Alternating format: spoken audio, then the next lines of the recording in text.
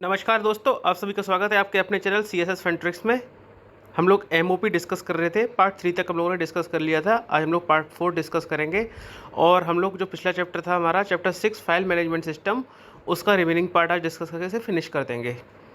तो चलिए स्टार्ट करते हैं। आज के हमारे टॉपिक हैं routine receipts, bulky files, electronic file, acts, rules, recorded files, draft और बाकी के टॉपिक्स हैं। तो question number 1, a 50-page report is received with a demi-official letter as an enclosure. The DO letter is filed on the correspondence portion and the report is to be kept on. इनका मतलब यह है कि do letter आपको receive हुआ और उस do letter के साथ 50 पेज की आपको एक रिपोर्ट भी मिली हुई है। तो डीओ लेटर को आपने कॉरेस्पॉन्डेंस पोर्शन में लगा दिया।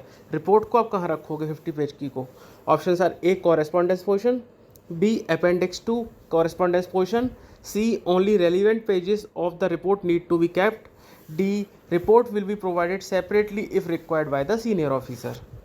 And the right answer is B. Appendix to correspondence portion. हम लोगों ने डिस्कस किया था पिछले वाले पार्ट में कि जो कॉरेस्पॉन्डेंस होता है, फाइल के 4 पार्ट होते हैं, इसमें एक होता है कॉरेस्पॉन्डेंस पोर्शन, एक होता है अपेंडिक्स टू कॉरेस्पॉन्डेंस पोर्शन। और जो बल्कि इनक्लोजर्स होते हैं वो सब कॉरेस्पॉन्डेंस पोर्शन में नहीं आते, इससे वो बहुत ज़्यादा अनविल्डी हो जाता है। तो इसलिए हम लोग अपेंडिक्स टू करेस्पॉन्डेंस पोर्शन में रख देते हैं, जिससे कि अगर ऑफिसर को जरूरत पड़ेगी तो वहाँ से चेक कर सकते हैं। अदरवाइज वो उसकी ब्रीफिंग तो नोट में उनको मिल जाती है। तो चलते हैं आगे। इफ़ अ फाइल इज बल्कि separate file cover may be maintained for keeping the appendix to note and appendix to correspondence. अगर फाइल बहुत बल्कि है तो सेपरेट फाइल कवर जो है वो यूज़ किया जाएगा। Keeping appendix to note and appendix to correspondence portion जो हमने पिछले पार्ट में डिस्कस किया गया था, उस फाइल कवर में नहीं रखा जाएगा। अब 50 page report is received with the demi official letter as an enclosure. The DO letter is filed on the correspondence portion and the report is to be kept in appendix to correspondence portion. ये हमारा answer है पिछले question का। An indication is given in the DO letter that the report is kept in the appendix to correspondence portion. और DO letter जो है में जो लगाया जाएगा उसी में एक इंडिकेशन दिया जाएगा कि इसका जो अपेंडिक्स टू करेस्पॉन्डेंस पोर्शन में इसकी पूरी रिपोर्ट जो है वो दी हुई है, जिसका रेफरेंस डीओ लेटर में दिया हुआ है। Similarly the first page of the report, the details of the DO letter and its page reference will be given along with the reference to the page number in the correspondence portion। और correspondence portion में भी उसका report का first page सब कुछ details दे दी जाएगी, जिससे कि ऑफिसर को देखना हो तो वहाँ से देख सकते हैं। Question number 2, routine receipts and issues, example reminders, acknowledgements and routine notes will be placed below the file in separate cover. Options are A true, B false and the right answer is A true। हाँ बिल्कुल ठीक है, routine receipts और जो होते हैं ये सब सेपरेट फाइल कवर में रखे। Routine receipts and issues, example reminders, acknowledgements and routine notes will not be allowed to clutter the files। अगर हम लोगों ने सारे रिमाइंडर्स और एक्नॉलेजमेंट्स को डाल दिया उसमें, तो उससे क्या होगा, फाइल बहुत बल्कि हो जाएगी और हमें जहाँ नेसेसरी डॉक्यूमेंट ढूंढने होंगे तो उसमें हमें प्रॉब्लम क्रिएट होगी। इसलिए उनको अलग से फाइल में रखा जाता है। They will be placed below the file in separate cover में रख देंगे and destroyed when they have served there purpose. Suppose हम लोगों ने कोई रिपोर्ट मंगाई है कहीं से, हमने ओरिजिनल भेजा, उसके बाद हमने 2 रिमाइंडर भेजे, अब वो रिपोर्ट हमारे पास आ गई वापस, जो रिपोर्ट हमने मांगी थी 2 रिमाइंडर्स के बाद, तो रिमाइंडर्स तो यूज़लेस हो गए ना। जो हमारा नोट था और जो ड्राफ्ट था ओरिजिनल, वो हमारा कॉरेस्पॉन्डेंस का पार्ट रहेगा, बट रिमाइंडर्स की कोई ज़रूरत नहीं है हमें, तो वो रिमाइंडर्स को हम डिस्ट्रॉय कर देंगे unless they have an audit और लीगल नेसेसिटी। और अगर कोई फाइनेंशियल मैटर है या कोई ऐसा मैटर है जिसमें कि लीगल या ऑडिट नेसेसिटीज़ है तो उसको रखेंगे। In which case they are to be filed chronologically in the correspondence portion, तो फिर वो कॉरेस्पॉन्डेंस का पार्ट बन जाएंगे और क्रोनोलॉजिकली उसमें अरेंज हो जाएंगे, जैसे हमने बताया था कि लेटेस्ट वाला सबसे लास्ट में लगता है उसी ऑर्डर में।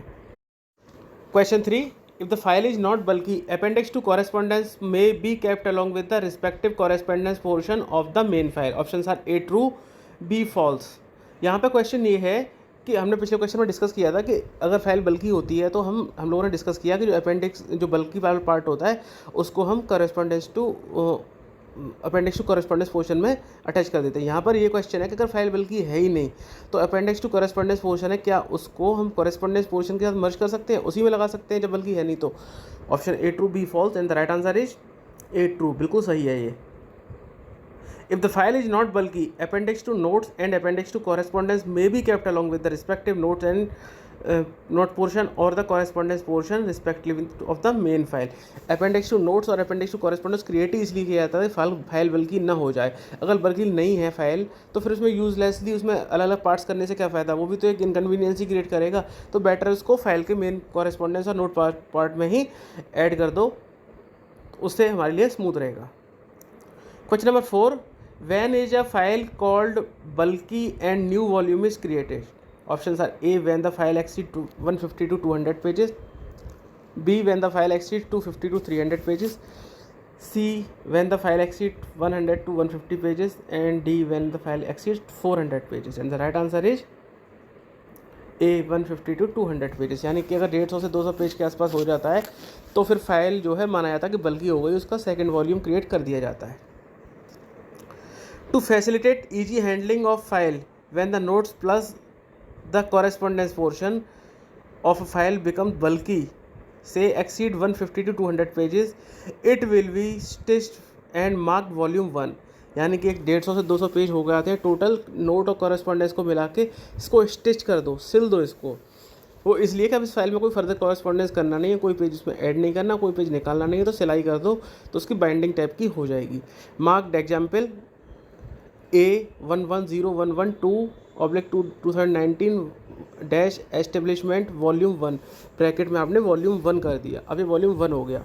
Further papers on the subject will be added to the new volume of the same file which will be marked volume 2।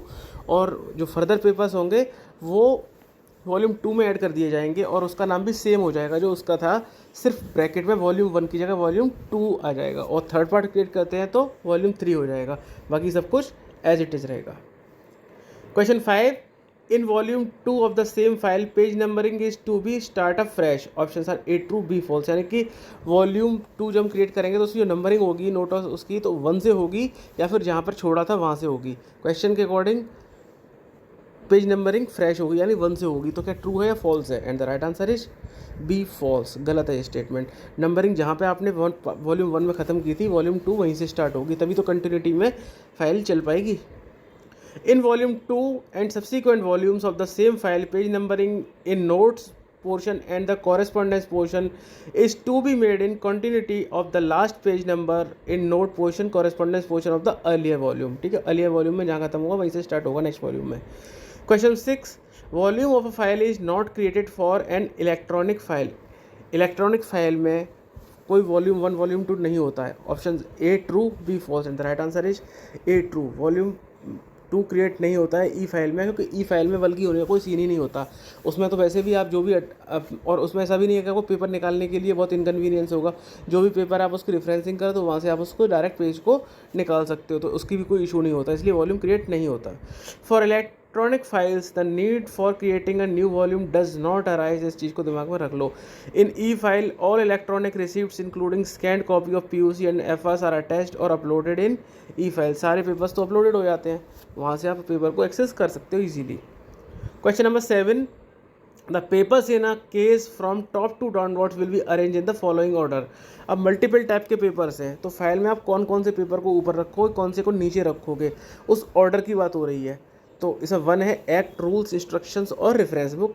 2 पर आता है इसके according draft for approval. 3 standing guard files. 4 पर रिकॉर्डेड फाइल्स। 5 पर routine notes and papers. Options are A 1 2 3 4 and 5, B 1 3 4 2 5, C 2 3 1 4 5, D 2 1 4 3 5। And the right answer is A 1 2 3 4 5, यानी जो order है वही ऑर्डर इसका मेंटेन होता है। एक बार देख लेते हैं arrangement of papers from top to down. अगर फाइल में मल्टीपल टाइप के पेपर तो कैसे अरेंज होंगे? सबसे पहले क्या आएगा? एक्ट, रूल्स, इंस्ट्रक्शंस और रेफरेंस बुक। सबसे ऊपर आप फाइल के ऊपर इसको रखोगे। कोई एक्ट है जिसका की जरूरत पड़ रही है तो सबसे ऊपर एक्ट आता है, या फिर रूल्स जो भी होता है, या फिर कोई रेफरेंस बुक होती है। सेकेंड पर आता है notes portion of the current file ending with the note for consideration. ठीक है, तो करेंट फाइल का जो नोट आ जाएगा जो कि फाइल में नोटिंग चल रही है। अगर एक्ट रूल्स कोई नहीं है तो सबसे ऊपर नोट आ जाएगा, क्योंकि ऊपर वाला पेज की ज़रूरत है नहीं। थर्ड पर आता है ड्राफ्ट फॉर अप्रूवल। उसके बाद आता है correspondence portion of the file, correspondence part आ गया। 5 पर आता है appendix to notes and correspondence. हमने देख लिया था कि नीचे का सेपरेट फाइल कवर में appendix to notes and correspondence to appendix to correspondence लग जाएगा। नेक्स्ट है standing guard files, precedent books और reference folder. Standing guard file जहाँ से आपने कोई रेफरेंस लिया है, प्रेसिडेंट बुक है, उसको हम फोल्डर को साथ में बांध देते हैं। इसके बाद आता है अदर पेपर्स, यानी कोई एक्स्ट्रा पेपर जो कि रिक्वायरमेंट है, जो इसमें कवर नहीं होता। नेक्स्ट आता है recorded file, if any, arrange in chronological order. कोई रिकॉर्डेड फाइल है तो उसको लगाएंगे। लास्ट में आता है routine notes and papers arrange in chronological order and placed in a separate cover. ठीक है, सेपरेट कवर में जो रूटीन नोट्स होंगे उनको लगा दिया जाता है। तो ये होता है हमारा ऑर्डर। क्वेश्चन इसमें आते हैं कि कौन सा ऊपर है कौन सा नीचे, कन्फ्यूजन रहता है। तो एक काम करते हैं, इसको एक ट्रिक के थ्रू देख लेते हैं। इस वॉल्यूम में हम लोगों ने वो ट्रिक ज़्यादा यूज़ नहीं की है, लेकिन यहाँ पर ट्रिक की जरूरत पड़ेगी। The papers in case will be arrange the following from top to downwards. इसका हम रखेंगे एंड कैसर। एंड कैसर, कैसर ठीक है, एक इंग्लिश वर्ड होता है, उसको भी याद रख सकते हो, या फिर केसर हिंदी वर्ड होता है, केसर से भी याद रख सकते हो आप। तो एंड केसर, ठीक है। तो अब इसमें क्या है, ए से एक्ट्स, रूल्स, इंस्ट्रक्शंस और रेफरेंस बुक, एन से नोट्स पोर्शन, डी से ड्राफ्ट, सी से कॉरेस्पॉन्डेंस पोर्शन, ए से appendix to notes and correspondence, S से standing guard file, precedent book and reference folder, O से अदर पेपर्स, आर से recorded files और routine notes. तो ये हमारा ऑर्डर हो गया। चलते हैं आगे। Question number 8, there is no need for appendix to notes or appendix to correspondence in e-file. Options are A true, B false, and the right answer is A true। क्योंकि हमें पता है कि पीछे वाले क्वेश्चन में डिस्कस किया था कि अपेंडिक्स की जरूरत ही नहीं होती है, सिंपली उसको अटैच कर दो और उसकी रेफरेंसिंग कर दो, जिसको भी एक्सेस करना होगा इजीली कर लेगा, बल्कि होने का कोई क्वेश्चन ही नहीं होता उसमें। और ई ऑफिस में बल्कि करके आप करोगे भी क्या, फिजिकल फाइल में तो आप जब बल्कि होने से बचाने के लिए आपके लिए हेल्पफुल होता है कि हमारी प्रेजेंट फाइल है, इसको हम यूज़ कर रहे हैं, ठीक है। या फिर इसमें अपेंडिक्स टू नोट या कॉरेस्पॉन्डेंस से पीछे वाला रेफरेंस दिया हुआ है, तो इसको रेफर करना होगा तो यहाँ से जाएंगे, वरना हमारा मेन का जो है फ्लो बनता रहेगा। ई ऑफिस में से कोई प्रॉब्लम होती ही नहीं है, आपकी नोटिंग चलती रहेगी, आपको रेफरेंस जाना है तो जाओ, नहीं तो अदरवाइज आपका नॉर्मल चलता रहेगा, इसलिए इसकी ज़रूरत नहीं होती है। Question number 9, which of the following is correct about docketing. अब डॉकेटिंग की बात कर लेते हैं। 1, it is making of entries in the notes portion of a file about the serial number assigned to each items of correspondence for its identification. 2, after docketing, the remark of a senior officer on the receipt is reproduced before recording the note.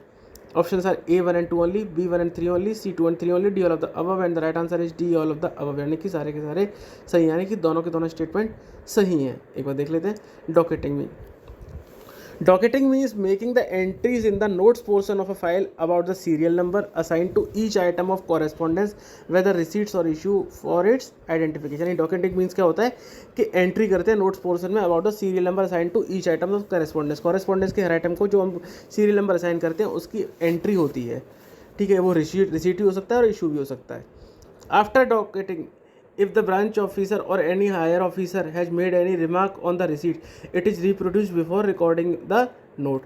अब suppose कोई आपके पास कोई note आया, मान लो आपके पास ministry of education से ID note आया है, मिनिस्ट्री ऑफ फाइनेंस के पास कोई नई स्कीम स्टार्ट करते हैं और आप इस पर हमें अप्रूवल दे दो। वो आया आपके जॉइंट सेक्रेटरी के पास, जॉइंट सेक्रेटरी ने उस पर लिख दिया please analyse and put up. तो अब सबसे पहले तो आप उसकी करोगे डॉकेटिंग। डॉकेटिंग कैसे करोगे, आप उसको रेफरेंस फोल्डर में लगाओगे, कॉरेस्पॉन्डेंस पार्ट में लगाओगे फाइल के में, कोई भी रिसीट आती है। अब कॉरेस्पॉन्डेंस में आपने उसको नंबर दिया, 2 पेज की रिसीट थी, उसमें पहले से 24 पेज लगे हुए थे, आपने 25 और 26 2 पेज उसमें नंबर दे दिया उसको, 25 और 26। अब आप क्या करोगे, सबसे पहले जब आपने फाइल को जब नोटिंग करोगे उसमें आप लिखोगे क्या वो डॉकेटिंग करोगे सीरियल नंबर 25 26 रिसीट, क्योंकि ये रिसीट है, ये रेड पेन से लिखोगे, ठीक है। और फिर ये आपकी रिसीट नंबर कौन सी है, रिसीट नंबर 1 है या 2 है, जो भी रिसीट है। सपोज इस मैटर पे आपकी पहली रिसीट है तो आपने उसको लिखते हैं serial number 1 receipt number, serial number 1 receipt, oblique करके किस पेज नंबर पर, पेज नंबर आपने लिखते 25-26 ऑब्लिक C, ये हो गया फाइल नंबर। तो डॉकेटिंग कैसे हुई, आपने जब लगाया रिसीट नंबर कौन सा है, तो रिसीट नंबर कौन सा है, फर्स्ट रिसीट आई है इस मैटर पर। सपोज आप मिसलेनियस फाइल से डील कर रहे हो तो फर्स्ट रिसीट है इस मैटर पे, तो ठीक है फर्स्ट रिसीट आई, आपने लगा दिया उसमें सीरियल नंबर 1। सपोज इस मैटर पहले आप कोई डिस्कशन हो चुका था और दूसरी रिसीट आई है, उन्होंने कुछ इन्फॉर्मेशन मांगी थी, आपने दे दी थी, या फिर उन्होंने कुछ अपडेट हुआ, फिर फर्दर कुछ अप्रूवल मांगा है, सेकंड रिसीट है, तो आप लिखोगे सीरियल नंबर 2 ब्रैकेट में R ऑब्लिक फिर जो पेज नंबर थे उसके कॉरेस्पॉन्डेंस के 25-26 C। अब सीनियर ऑफिसर ने लिखा था please examine and put up, तो आप उसमें ब्रैकेट में लिखोगे please examine and put up bracket दोनों इन्वर्टेड कॉमा में क्लोज, साइंड जो नाम होगा ऑफिसर का ABC, ठीक है। फिर क्या नाम था, वो किस मैटर से रिलेटेड थे, जॉइंट सेक्रेटरी थे JS, ब्रैकेट में जो भी उनका पोर्टफोलियो है, पॉलिसी, एडमिन जो भी है, और फिर डेट। ये हमारा डॉकेटिंग का पार्ट हो गया। इसका इलस्ट्रेशन इसमें दिया हुआ है, देखो ऊपर दिया हुआ है फाइल नंबर 12 जो नोट का नंबर है, फिर फाइल नंबर राइट साइड में दिया हुआ है। ये जूम किया गया है कि ये फाइल ऑलरेडी चल रही है, अगर फ्रेश फाइल होती तो बीच में आता, उसका अलग पैटर्न होता है। उसके बाद सीरियल नंबर दे दिया आपका, फिर आपने जो है उसकी डॉकेटिंग वाला पार्ट करके रिमार्क लिख दी सीनियर ऑफिसर की, रिप्रोड्यूस कर दी। ये हो गया complete. Question number 10, every page in each part of the file is consecutively numbered in separate series in pen on the middle of the top corner. Options are A true, B false and the right answer is B false. ये middle में नहीं होता, एक बार देख लेते हैं। Every page in each part of the file which notes, correspondence, appendix to notes and appendix to correspondence is consecutively numbered in separate series in pen on the right top corner. Right top corner में आएगा। अगर आप practice में देखोगे तो ऊपर middle में ही आता है, कोई इशू नहीं है। लेकिन अगर MOP के अकॉर्डिंग अगर एग्जाम में आएगा तो आप उसे राइट टॉप कॉर्नर पे करोगे। इसके अलावा हम लोग फाइल में करते हैं तो कभी कभार पेंसिल से भी करते हैं लोग, लेकिन जब आप उसे राइट में करोगे और MOP के अकॉर्डिंग करोगे तो आप उसको पेन से करोगे, ठीक है। और हर पार्ट की सेपरेट नंबरिंग होगी। नोट की अलग नंबर चलेगा 1N 2N 3N, कॉरेस्पॉन्डेंस का अलग चलेगा 1/C 2/C, ऐसे ही अपेंडिक्स टू नोट और अपेंडिक्स टू कॉरेस्पॉन्डेंस की भी सेपरेट सीरीज चलेगी। Question number 11, which of the following is correct about the PUC और FR। जो PUC होता है पेपर अंडर कंसिडरेशन और फ्रेश रिसीट, इनके रिगार्डिंग कौन सा स्टेटमेंट सही है। 1, the paper under consideration on a file is flagged PUC and the latest fresh receipt noted upon as FR। 2, while flagging PUC or FR, the relevant page numbers will be invariably quoted in the margin. 3, other papers in a current file are referred to in the notes could be flagged as flag A, B, etc. And the relevant page numbers must be given in the margin for future reference after the flags are removed. Options are A 1 and 2 only, B 1 and 3 only, C 2 and 3 only, D all of the above, and the right answer is D all of the above। यानी सारे statement सही हैं। एक बार देख लेते हैं। The paper under consideration on a file is flagged PUC and the latest fresh receipt noted upon as FR।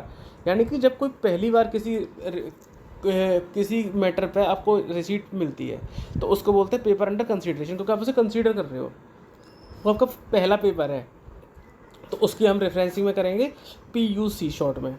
लेकिन आपने वो उसको कंसीडर कर लिया, फिर कुछ कॉरेस्पॉन्डेंस हुआ, उसी मैटर पे दूसरी रिसीट आई है, तो अब PUC तो है नहीं, क्योंकि PUC तो ऑलरेडी आप कर चुके हो, अंडर कंसीडरेशन तो ऑलरेडी है वो। अब वो फ्रेश रिसीट हो, यानी कि जो हमारा PUC था, पेपर अंडर कंसीडरेशन था, उस पर हमारी नेक्स्ट रिसीट आई है, तो हमारी फ्रेश रिसीट होगी। तो उसके बाद जो भी रिसीट आएगी उसको हर बार आप उसे FR की तरह डील करोगे। If there are more than one FR, they are flagged separately as FR1, FR2 and so on. Similarly, there could be more than one PUC in a file। ठीक है, ये क्वेश्चन बन जाता है कि can there be more than one PUC at a time? Can there be more than one PUC?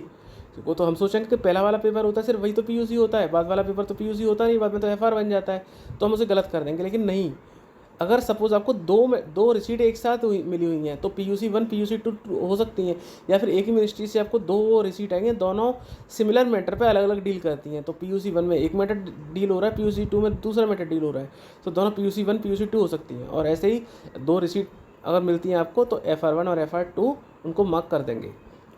While flagging PUC और FR, the relevant page numbers will be invariably quoted in the margin। यानी PUC आपकी correspondence के कहाँ पर लगी हुई है, PUC आपने लिखा, उस पर आपने फ्लैग लगा दिया, उस पर लिख दिया PUC, तो जब भी ऑफिसर उस फाइल को खोलेगा वो PUC वाले फ्लैग की जगह हाथ लगाएगा, उंगली लगाएगा, खोलेगा और PUC उसको मिल जाएगी। FR वाले पेज को देखना होगा कि FR में क्या लिखा हुआ, तो FR वाले पेज पे फ्लैग को टच करेंगे और वहाँ से उसको खोल लेंगे, ये हो जाएगा। तो फिर पेज नंबर लिखने की ज़रूरत क्या है, लेकिन उसका पेज नंबर भी लिखा जाएगा। PUC साइड में मार्जिन में रखोगे, जैसे आपने लिखा PUC has been received on this matter so and so and so, तो आप उसने उसके ऊपर जैसे एक पेंसिल से टिक किया हल्का सा, उसी टिक को आपने मार्जिन में किया लेफ्ट साइड में, और उस मार्जिन में लिख दिया फ्लैग PUC, उसके नीचे आपने लिख दिया पेज नंबर 22C। अब उससे क्या होगा, फ्लैग PUC पर है और उस जहाँ पर वो है PUC उसका पेज नंबर है 22C। अब इसका फ़ायदा क्या होगा कि आपने फ्यूचर में जब आपकी फ़ाइल में वो मैटर डील हो गया, डिसीजन आ गया, आप फ्लैग्स को हटा देते हो, ठीक है, फ्लैग आपने ख़त्म कर दिए, फिर आप फर्दर आप डील करते चले जाओगे। अब फ्यूचर में कभी वो पुराने रेफरेंस की ज़रूरत पड़ी और आपने पुराना नोटिंग देखा, उसमें लिखा फ्लैग पीयूसी। अब फ्लैग पीयूसी तो है ही नहीं, फ्लैग पीयूसी तो ख़त्म हो चुका। आपने जैसे ही डिसीजन आया पीयूसी को, फ्लैग को हटा दिया था, तो उसमें उस साइड में जो मार्जिन होगा फ्लैग पीयूसी पेज 22C, तो वहाँ से आपको मिल जाएगा रेफरेंस कि ये पीयूसी लगी हुई थी पेज 22C पर लगी हुई थी। तो सिंपली वो उस पेज नंबर 22C को खोलेंगे और वहाँ से उसको पीयूसी को देख लेंगे, जो उस टाइम पे पीयूसी रही थी पुराने टाइम पर, या जो एफआर रही थी उसको देख सकेंगे। तो इसलिए मार्जिनस में पीयूसी फ्लैग की जाएगी और साथ साथ उस मार्जिन में उसका नंबर भी लिखा जाएगा। Other papers in a current file are referred to be note referred to in the notes could be flag dash, flag A, B etc. even in the current file, ठीक है। बाकी अगर papers मिलते हैं तो आप उनको फ्लैग A, फ्लैग B ऐसे कर दोगे और साथ साथ उसकी भी नंबरिंग करोगे मार्जिन में, flag A page number 25C, जिससे कि फ्यूचर में जब फ्लैग्स को हटा दोगे और फिर कभी देखना होगा तो उस फ्लैग की जगह पे आप देख लोगे फ्लैग ए पे जो था उसका नंबर 25C था, तो इसी इसको आइडेंटिफाई कर सकते हो। However the relevant page number must be given in the margin for future reference after the flags are removed, क्योंकि डिसीजन आने के बाद फ्लैग्स जो है रिमूव कर दिए जाते हैं। अगर आप हर बार के फ्लैग्स को रखोगे फाइल में तो आपके फ्लैग ही नहीं दिखेंगे। आपकी फाइल डील हो रही है, पहली बार एक मैटर डील हुआ, आप उसके फ्लैग लगे हुए हैं, दूसरी बार हुआ फिर फ्लैग लगे हुए हैं, तीसरी बार वो फ्लैग लगे हुए हैं। तो फ्लैग का पर्पज़ होता है कि इजीली उस पेज तक पहुंचना, लेकिन इतने फ्लैग के बीच में निकलना मुश्किल हो जाएगा ना। इसलिए रूल ये होता है कि जब डिसीजन आए तो फ्लैग्स को रिमूव कर दो और नया मैटर जब डील करेंगे तो उसकी फ्लैगिंग करेंगे, और उस पर डिसीजन आ जाएगा तो उसके फ्लैग्स को भी रिमूव कर देंगे। इसलिए मार्जिन में उसका पेज नंबर लिखना जरूरी होता है। Question number 12, which of the following is correct about the PUC FR in e office. अब ई ऑफिस में पीयूसी एफआर को कैसे डील करते हैं उसका देख लेते हैं। Once a PUC or FR number is assigned, it cannot be changed. 2, each new PUC or FR will be assigned a fresh number. 3, there is no need to flag correspondence as PUC or FR. Options are A 1 and 2 only, B 1 and 3 only, C 2 and 3 only, D all of the above, and the right answer is D all of the above. सारे के सारे statement सही हैं। E-file, the system automatically numbers the e-papers in the notes and the correspondence portion in separate series. 10 page number are given automatically by the system. आप simply noting करना start कर दो, आपका नोट खत्म हो जाएगा, उसकी नंबरिंग उसमें अपने आप वो पढ़कर आता है पेज नंबर 1। सेकंड पेज पर जैसे ही आप पहुँचोगे उस पर ऑटोमेटिकली पेज नंबर 2 और पेज फाइल नंबर अपने आप लिख कर आता है। सिमिलरली कॉरेस्पॉन्डेंस पोर्शन में आप जैसे ही ड्राफ्ट या कोई भी रिसीट अगर आपने स्कैन करके डाली है उसको अपने आप नंबर असाइन हो जाता है, तो कुछ करने की जरूरत नहीं होती है। The system facilitate marking a receipt as correspondence as PUC और एफआर। इसके अलावा आपके पास ऑप्शन होता है कि आप किसी लेटर को एज ए मार्क करना चाहते हो एफआर या पीयूसी, जो भी आपके पास पड़ा हुआ हो, रिसीट आई, रिसीट को अपने फाइल में अटैच किया, उसके बाद आपके पास ऑप्शन है आप उसको पीयूसी या एफआर मार्क करना चाहते हो। पीयूसी और एफआर मार्क करोगे वो एक हाइपरलिंक बन जाएगा, तो जिस भी ऑफिसर को पीयूसी को देखना होगा उस पर क्लिक करेगा, डायरेक्ट उस पेज पर पहुंचा देगा, तो फ्लैग की जरूरत पड़ती नहीं है। Once a PUC or FR number is assigned, it cannot be changed. Therefore, each new PUC or FR will be assigned a fresh number. अब पेज नंबर असाइन हो गया तो कैन नॉट बी चेंज, बिल्कुल ठीक है, क्योंकि page number को जब एक आपने PUC या FR असाइन कर दिया वो चेंज करना ही क्यों है, ज़रूरत ही नहीं होती है। और अगर आप कर रहे हो फिजिकल में भी तो मतलब आप कुछ ना कुछ गलत काम कर रहे हो, कुछ ना कुछ आप इन्फॉर्मेशन को छिपा रहे हो या इन्फॉर्मेशन को कुछ बीच में घुसा रहे हो, इसलिए आपको चेंज करना पड़ना। अदरवाइज एज पर रूल तो चेंज होना ही नहीं चाहिए। अब ई ऑफिस तो एज पर रूल चलता है, तो उसमें पीयूसी और एफआर जो है उसको नंबर दे दिया तो वो चेंज नहीं होगा। अब फर्दर पीयूसी या एफआर आए तो वो पीयूसी को फ्रेश नंबर दे देगा, PUC 1 PUC 2 वो नंबर असाइन कर देगा वो, अगर आप उसको भी पीयूसी मार्क करोगे तो। लेकिन पुराना पीयूसी को जो नंबर दे दिया वो चेंज नहीं होगा। Question number 13, in e-file there is no need to flag correspondence as PUC or FR. Options are A true, B false, and the right answer is A true. बिल्कुल ठीक है, flag करने की ज़रूरत ही नहीं है। PUC FR हमने देख लिया पीछे, सिंपली आप उसमें मार्क कर दो उस रिसीट को, PUC क्लिक करो, पहुंच जाओगे। In e-file there is no need to flag correspondence as PUC or FR as merely giving reference to the page number would suffice to track that reference, जो हमने बात की थी। Question number 14, which of the following is correct about flagging of a file. अब flagging के regarding कौन सा statement सही है। फ्लैग विल बी पिन्ड और struck neatly on the back side of the paper sought to be flagged. 2, in a file contains multiple flags the slip should be confined to a limited area of file to keep it neat and clean, यानी कि एक छोटे से area में ही सारी flagging हो जानी चाहिए जिससे कि वो नीट एंड क्लीन रहेगा। ये सही है गलत है। Option are A 1 and 2 both, B 2 only, C 1 only, D none of the above and the right answer is C 1 only, यानी 2 स्टेटमेंट गलत है। फ्लैग को लिमिटेड एरिया में नहीं करते बल्कि पूरे उसमें विड्थ में स्प्रेड करते हैं जिससे कि सारे फ्लैग्स को देखा जा सके अलग अलग, वरना एक के ऊपर एक फ्लैग आ जाएगा तो वो भी तो एक टास्क हो जाएगी इसको ढूंढना। फ्लैग विल बी पिन्ड और stuck neatly on the back side of the paper sought to be flag, ठीक है, बैक साइड में किए जाएंगे, स्टक नीटली किए जाएंगे या फिर पिन डाउन किए जाएंगे बैक साइड में। When a number of paper put up in a case are to be flag the slip will be spread over the entire width of the file so that every slip is easily visible, यानी कि file के ऊपर से हर slip दिखनी चाहिए जिसको आप वहीं से फिंगर लग के उस फाइल को ओपन कर सको। Question number 15, docketing which will be displayed prominently in black ink at the top middle of the first page. Docketing top middle पे होती है फर्स्ट पेज के में ब्लैक इंक में, क्या सही है? A true, B false and the right answer is B false. Each item of the correspondence in a file whether receipt और I is assigned a number docketing, हमने पीछे discuss कर लिया था, ठीक है, ये नॉलेज चेक करने के लिए था। Which will be displayed prominently in red ink at the top middle of the first page, हम लोगों ने देखा भी था एमओपी की एक्चुअल कॉपी में कि रेड इंक से लिखा हुआ था serial number so and so. तो डॉकेटिंग जब होगी तो वो आपकी रेड इंक में होगी, टॉप मिडल में होगी। Question number 16, which of the following is correct about the flagging of recorded files. अब रिकॉर्डेड फाइल्स की फ्लैगिंग कैसे होती है? Only one alphabetical slips will be attach to a recorded files put up with the current files. एक बार पहले से तो रिकॉर्डिंग फाइल होती क्या? रिकॉर्डेड फाइल होती है कि कोई फाइल थी जिसकी रिकॉर्ड में रखी गई थी, उसका काम खत्म हो गया था, अब हमें उस फाइल की ज़रूरत पड़ रही है उस डिसीजन के रिगार्डिंग। सपोज कोई रिक्रूटमेंट से रिलेटेड फाइल थी 2015 की थी, 2015 की फाइल में जो रिक्रूटमेंट हुए तो फाइल थी 5 साल हो गए, हमने उसको रिकॉर्ड रूम में रख दिया रिकॉर्ड करके। लेकिन अब जो आ रहा है हम कह रहे हैं कि जो हमारी वैकेंसी अराइज हो रही है फर्दर, गवर्नमेंट ने कोई डिसीजन निकाला कि 2015 में जितनी वैकेंसीज थी उसमें फर्दर कुछ वैकेंसीज ऐड कर दो आप, तो इसके अकॉर्डिंग आपको पुरानी फाइल्स की जरूरत पड़ेगी। तो अब रिकॉर्डेड फाइल को लेके उसको नोटिंग में पुटअप करोगे कितनी वैकेंसीज थी तो आपको उसकी जरूरत पड़ेगी, इसलिए रिकॉर्डिंग फाइल की जाती है। तो अब इसमें पॉइंट नंबर 1 है कि only one alphabetical slip will be attach to a recorded file put up with the current file, ठीक है। जैसे कि हम लोग स्लिप लगाते हैं नॉर्मल केस में तो ए बी सी ऐसे स्लिप लगाते हैं, पर यहाँ कह रहे हैं केवल एक ही अल्फाबेटिकल स्लिप लगेगी, क्या ये सही है गलत है? दूसरा, they should be identified by the relevant page numbers in addition to the alphabetical slips. Options are A1 and 2 both, B2 only, C1 only, D none of the above and the right answer is A1 and 2 both, यानी दोनों statement सही हैं। एक बार देख लेते हैं। Only one alphabetical slip will be attach to the recorded file for compilation, ठीक है। अब उसमें क्या होता है कि नॉर्मल हम जो हमारे पास 3-4 पेपर का रेफरेंस देते हैं तो हम ABC फ्लैग असाइन कर देते हैं, लेकिन इसमें हम सिर्फ एक ही अल्फ़ाबेटिकल फाइल असाइन करते हैं, नंबर असाइन करते हैं एक रिकॉर्डेड फाइल को। If 2 or more papers containing the same file और compilation are to be referred to, they should be identified with the relevant page numbers in addition to alphabetical slips।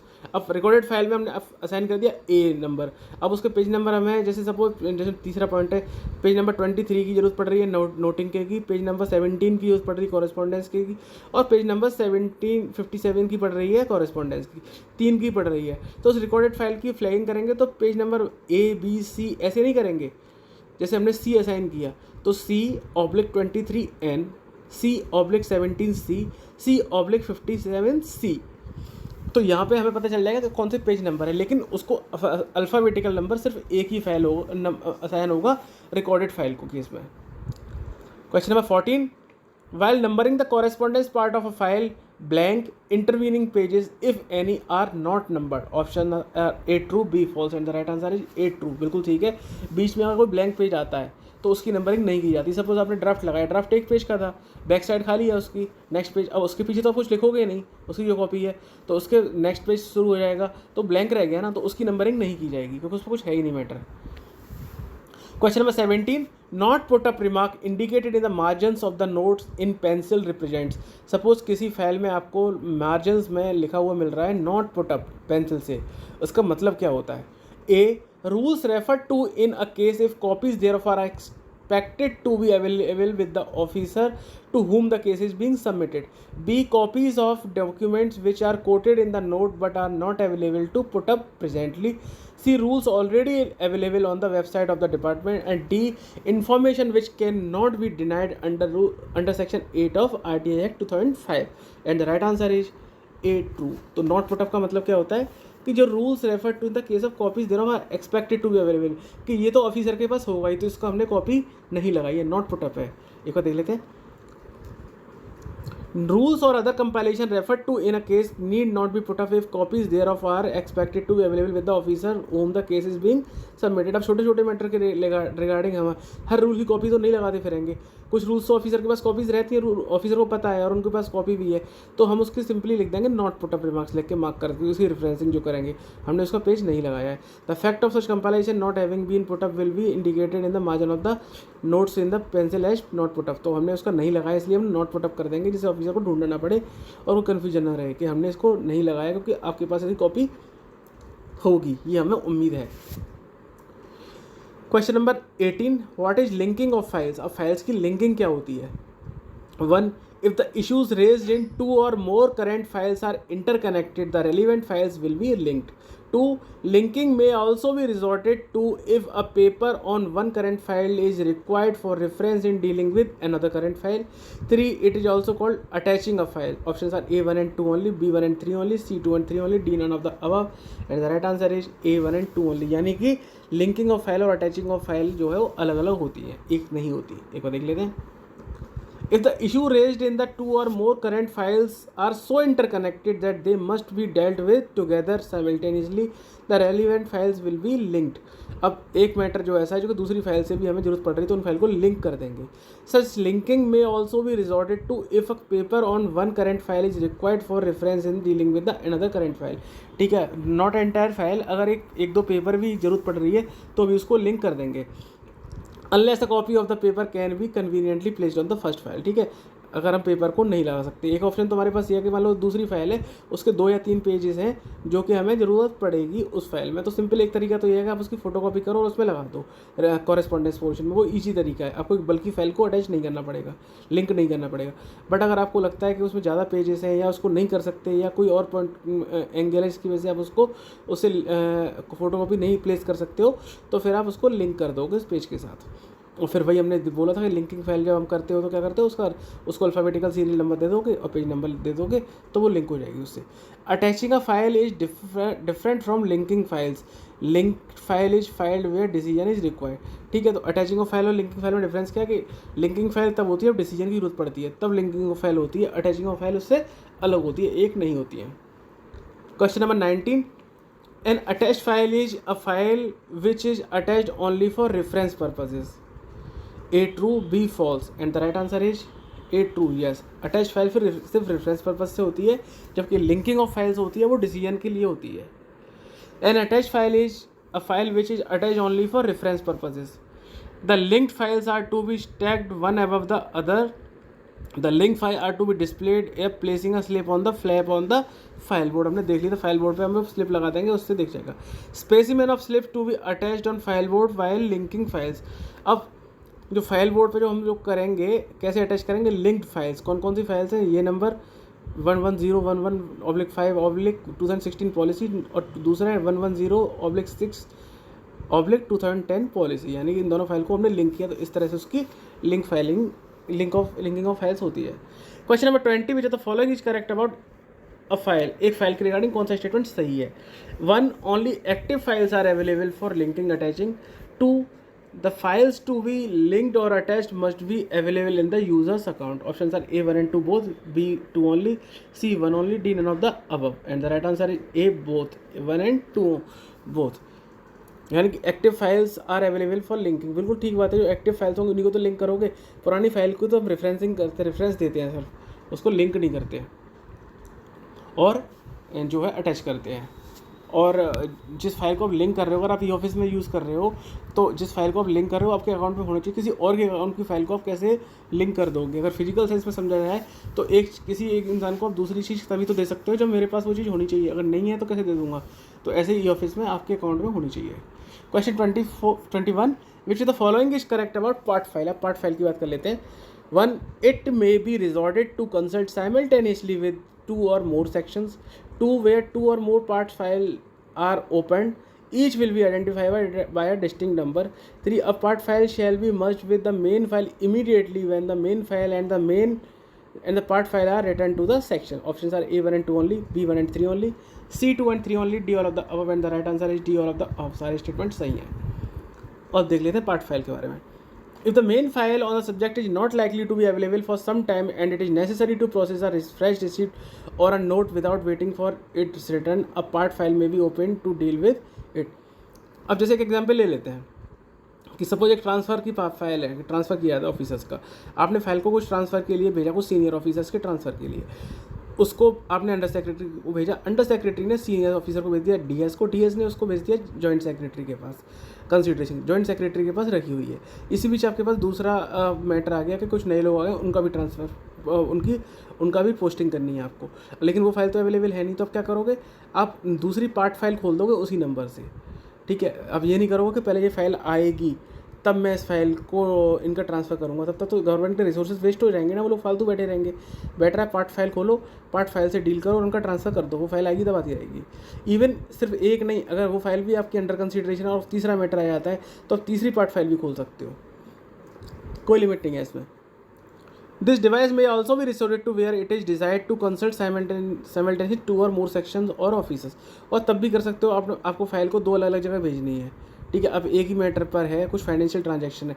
एक तो आपने जीए section को भेजा, general administration को, कि हमें procurement करना है अपने यहाँ पर और आप बताओ क्या हम कर सकते हैं. और दूसरा आपने भेजा फाइनेंस विंग को, फाइनेंस विंग आपको बताएगी कि इतना एक्सपेंडिचर हम बेयर कर सकते हैं, हमारे पास है. तो आपने दोनों को एक साथ मैटर को डील करना है, जल्दी से हो जाए. तो एक फाइल आपने भेज दी वहाँ पर जनरल एडमिनिस्ट्रेशन में, उसकी पार्ट फाइल बना के भेज दी आपने जो है फाइनेंस विंग में, जिससे दोनों मैटर साथ में डील हो जाए.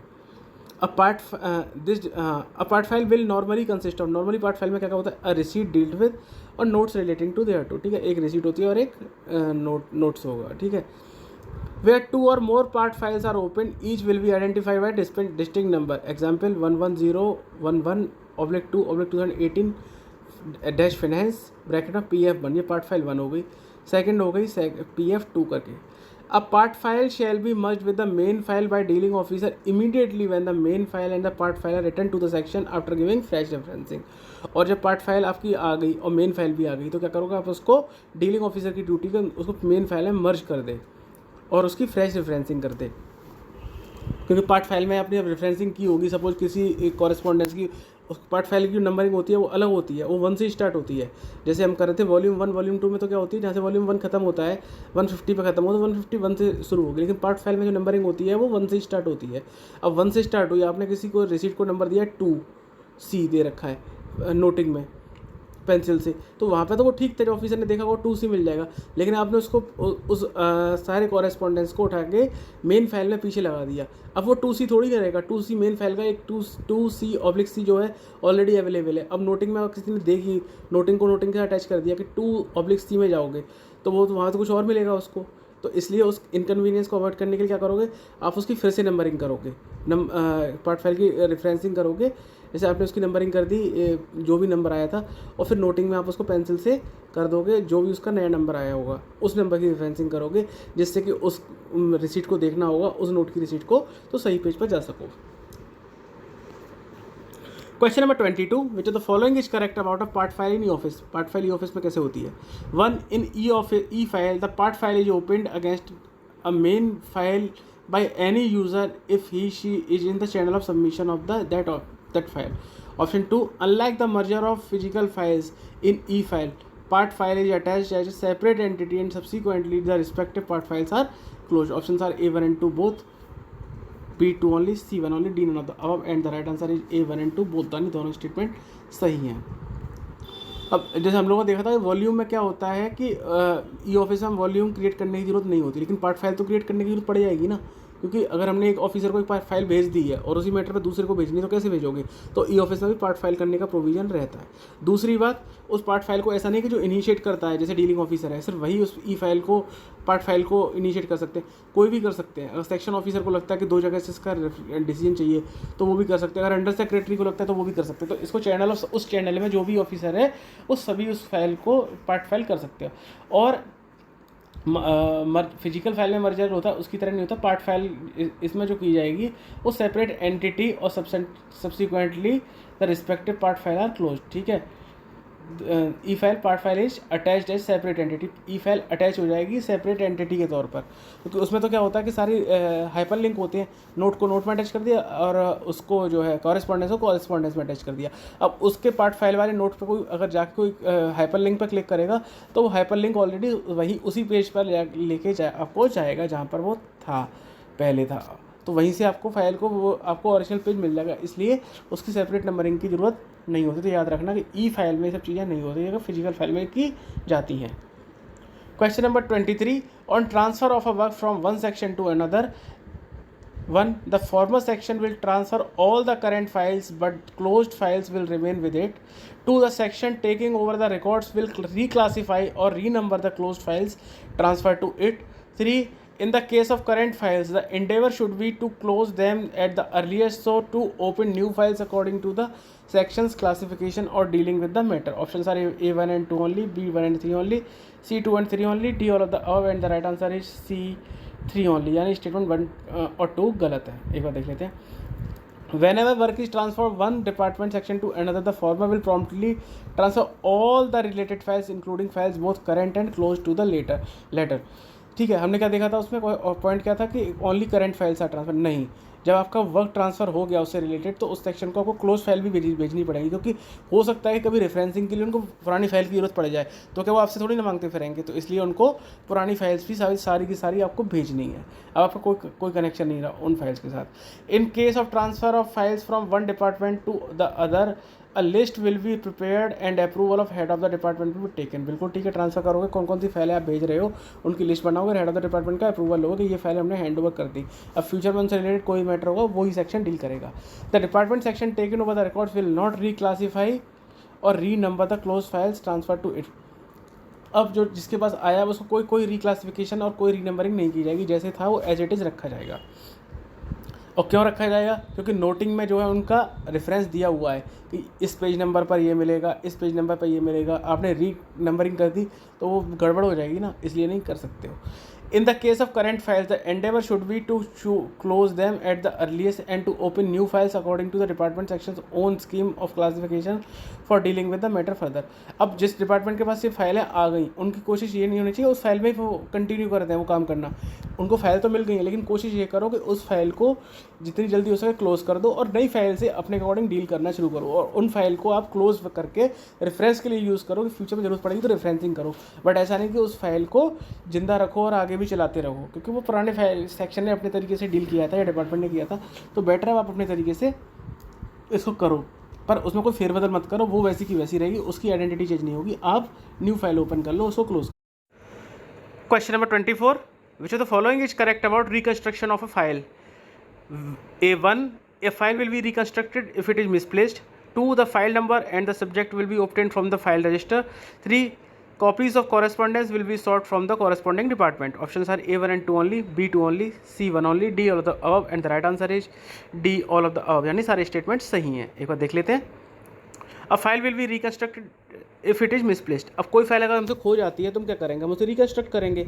कैसे करेंगे? The file number and the subject will B obtained from the file register. जो फाइल रजिस्टर होता है जिससे हम फाइल खोलते हैं उसमें फाइल का नंबर और सब्जेक्ट मिल जाएगा, तो सब्जेक्ट के बेसिस पे हम लोग जो है उसका फाइल नंबर ढूंढ लेंगे, तो फाइल नंबर हमें वहाँ से मिल जाएगा। And the copies of correspondence will be sort from the corresponding department. अगर दूसरे डिपार्टमेंट की फाइल है तो उसकी कॉपीज़ जो है वो उस डिपार्टमेंट से मिल जाएंगी। आपके डिपार्टमेंट की फाइल है तो गार्ड फाइल में, रेफरेंस बुक में, वहाँ पर आपको सारे कॉरेस्पॉन्डेंस आपको मिल जाएंगे, वहाँ से सारे कॉरेस्पॉन्डेंस निकाल लीजिए। On receipt of all such papers, they will be arranged in chronological order on the file, and the self-contained note will be prepared on the basis of the copies of correspondence and placed on the notes portion of the reconstructed file. अब correspondence तो मिल गया, noting क्या करोगे? तो जो उसमें decision लिया गया है कॉरेस्पॉन्डेंस पार्ट में, उसके बेसिस पर एक सेल्फ कंटेंट नोट बनाओगे और उसे कॉम्पिटेंट अथॉरिटी से अप्रूव कराओगे, तो ये हो गया आपका नोटिंग पोर्शन, और ऐसे आपकी फाइल जो है रिकंस्ट्रक्ट हो जाती है। Question number 25, reconstruction of file can take place in e-file by the e-file administrator. Options are A true, B false, and the right answer is A true.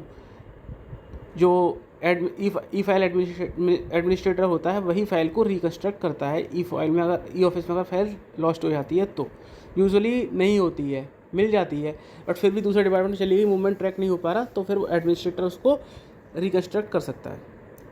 Question number 26, which of the following is correct about file movement of files? Options are The points are: 1. No current file will be issued to other sections except against written requisition and after making movement in the file movement register. 2. When recorded files are put up with a file, the movement of the recorded files will be marked in the space allotted in the file movement register for file with which these are put up. Or 3. Movement of files received from other departments will be noted in remarks column of the section register. Options are A 1 and 2 both, B 2 only, C 1 only, D all of the above, and the right answer is D all of the above. यानी सारे statement सही हैं. एक बार देख लेते हैं. Movement of files and other papers. 1. Movement of files will be entered in the movement register. ठीक है, फाइल मूवमेंट रजिस्टर होता है एक, उसमें उसका मूवमेंट नोट किया जाएगा जो भी मूवमेंट हो रहा है. When current files are linked, the movement of the link file will be marked in the space allotted in the file movement register for file with which these are linked and also individually in the space allotted in the file movement register for each of the linked files. अब दो file link हैं तो अब क्या करोगे, एक तो आप जो मेन फाइल है उसके सामने आपका एक रिमार्क कॉलम होता है, उसमें भी आप लिखोगे कि file with so and so number is moved. तो ये तो हमारा हो गया मेन फाइल के साथ. सपोज आपके पास एक फाइल है 1 नंबर की, एक फाइल है 2 नंबर, हम हाइपोथेटिकली मान लेते हैं. 1 के साथ 2 को आपने लिंक किया तो 1 के सामने आपने लिख दिया कॉलम की file number 2 has also been moved with this file. तो ये तो हो गया 1 का मूवमेंट और 2 का, दोनों का हो गया. अब सपोज आप कभी फ्यूचर में ट्रैक कर रहे हो कि 2 फाइल कहाँ गई, 2 फाइल कहाँ गई. अब आप फाइल मूवमेंट रजिस्टर में देखोगे तो मूवमेंट में आप देखोगे डायरेक्ट कौन सी फाइल मूव की है, तो 1 मूव की है. आप रिमार्क कॉलम में हो सकता है आप ना जा पाओ, ना देख पाओ, आप सोचोगे खो गई आपसे 2 नंबर वाली फाइल, क्योंकि वो तो मेन सीरियल नंबर में तो है ही नहीं, वो तो रिमार्क कॉलम में पड़ी हुई है. वहाँ आपकी नज़र जाए ना जाए तो आपके लिए परेशानी क्रिएट हो जाएगी. तो आप क्या करोगे, उसको अवॉइड करने के लिए 2 वाले में भी आप एक जो है उसका भी मूवमेंट में लिखोगे file number 2 moved along with file number 1. तो वहाँ से आपको 2 का मूवमेंट भी ट्रैक हो जाएगा. तो 2 जगह उसकी की जाएगी. When recorded files are put up with a file, the movements of recorded files will be marked in the space allotted in the file movement register for the file with which these are put up. ठीक है, जो recorded file होगी तो वो space में put up कर देंगे. Recorded file के साथ उसकी सेपरेट एंट्री करने की जरूरत है नहीं, क्योंकि रिकॉर्डेड फाइल हमें यूज़ करने की जरूरत होती नहीं है. दिक्कत होती है करंट फाइल, एक करंट फाइल के साथ दूसरी करंट फाइल लिंक की है और दूसरी वाली की जरूरत पड़ेगी तब दिक्कत होती है. रिकॉर्डेड फाइल का क्या यूज़ होगा, तो इसलिए उसका सिर्फ एक जगह एंट्री कर देते हैं मेन फाइल के रिमार्क्स कॉलम में, वहीं काम हो जाता है. Movement of files received from other department sections and other received which have not been brought on to a file in the received section will be noted in the remarks column in the section register. जब file movement होगा आपके पास receive होकर आती है, उसका भी आप movement में ट्रैक रहती है, उसके रिमार्क कॉलम में आप लिख दोगे जो फाइल जो है दूसरे डिपार्टमेंट से मूव होकर आई है कि file receive from so and so department on this date by letter number so and so. No current file will be issued to other sections except against written requisition and after making its movement in the file movement register. ठीक है, file को movement करने के लिए mandatory condition है सबसे पहले आप उसको आपके पास रिक्विजिशन आनी चाहिए उससे कि उन्हें ज़रूरत है उस फाइल की, और उसके बाद जो है मूवमेंट रजिस्टर उसकी एंट्री होगी. When the files are handed over personally by the under secretary to or other officer, he will inform the section officer immediately who will ensure that the movement of such files marked in the file movement register.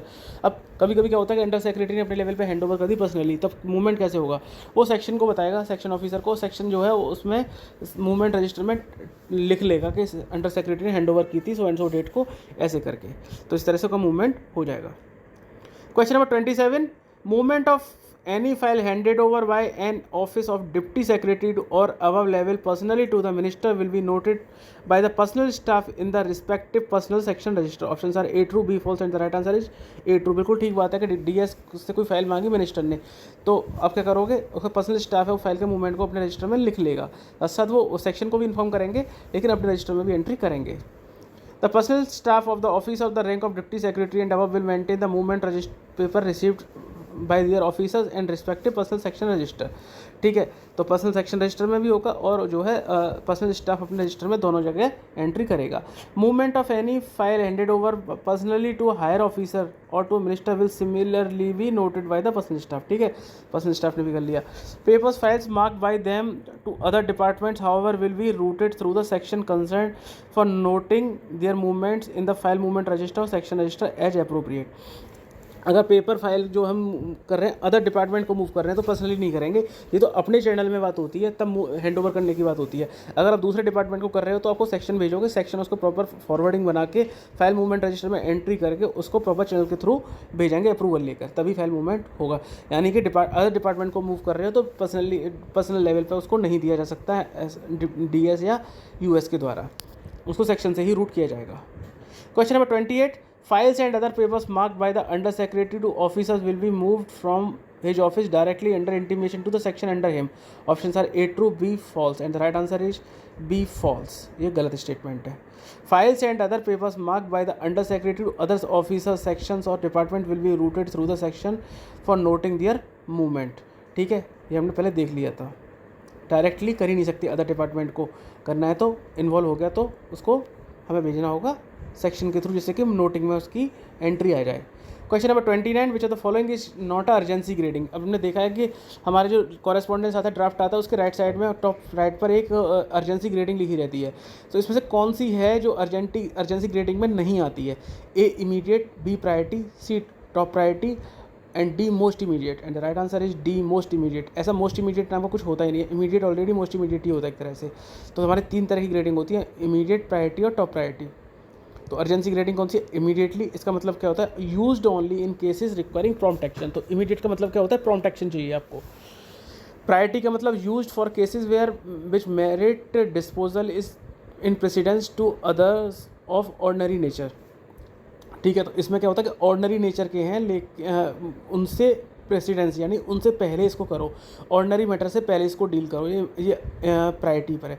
Top priority extremely urgent cases. तो जब extremely urgent होता है तो top priority हम लोग use करते हैं। तो क्वेश्चन ये भी हो सकता है कि एक्सट्रीमली अर्जेंट केसेस में हम कौन सी प्रायोरिटी ग्रेडिंग यूज़ करते हैं? तो टॉप प्रायोरिटी। इमीडिएट का मतलब तो अभी कर दो, सब छोड़ दो पीछे। प्रायोरिटी का मतलब कि जो आपकी ऑर्डिनरी वाली उनको बाद में करते रहना, पहले इसको कर दो। टॉप प्रायोरिटी का मतलब ये एक्सट्रीमली अर्जेंट है, कर दो। Question number 30, which urgency grading is used where Lok Sabha, Rajya Sabha questions, motions, bills are processed. Options are immediate, B priority, C top priority, D not necessary to use any other urgency grading. And the right answer is D, not necessary to use any other urgency grading. क्योंकि लोक सभा राज्य सभा वाले में तो आपको उसका अलग ही हिसाब रहता है। एक बार देख लेते हैं। वेयर लोक Sabha Rajya Sabha questions, motions, bills are processed, separate specific file cover shall be used. Lok Sabha के लिए हम पिंक कलर का या शायद रेड कलर का होता है, और राज्यसभा के लिए हम जो है ग्रीन कलर का फाइल रजिस्टर मूव करते हैं। तो उसमें पहले से ही पता चल जाता है कि लोकसभा का केस है और या फिर ये राज्यसभा का केस है। तो जब वो लोकसभा राज्यसभा केस पहले डिफाइन हो गया तो ऑलरेडी अर्जेंट और प्रायोरिटी सब कुछ हो गया, उसके लिए अलग से मार्किंग करने की जरूरत है नहीं, फाइल कवर से पता चल जाता है। Hence it will not be necessary to use any other urgency grading. ठीक है, लोकसभा राज्यसभा में ग्रेडिंग की जरूरत नहीं है, उसका तो जो है रजिस्टर ही बता देता है। Question number 31, it is not necessary to review and urgency grading once it is assigned. ठीक है, तो क्वेश्चन ये है कि अगर अर्जेंसी ग्रेडिंग एक बार दे दी मान लो, तो क्या उसको बाद में रिव्यू कर सकते हैं या फिर वो फाइनल है? Option are a true, B false. And the right answer is B false, गलत है। The grading of urgency assigned to a case will be reviewed by all concern at different stages of its progress and where necessary revise. ठीक है, कोई भी कर सकता है उस चैनल में। क्वेश्चन ये भी आ सकता है कि grading can only B reviewed by under secretary and above या डिप्टी सेक्रेटरी, ऐसा कुछ नहीं। उस चैनल में जितने भी लोग हैं वो उसमें से कोई भी इसको जो है ग्रेडिंग को रिव्यू कर सकता है।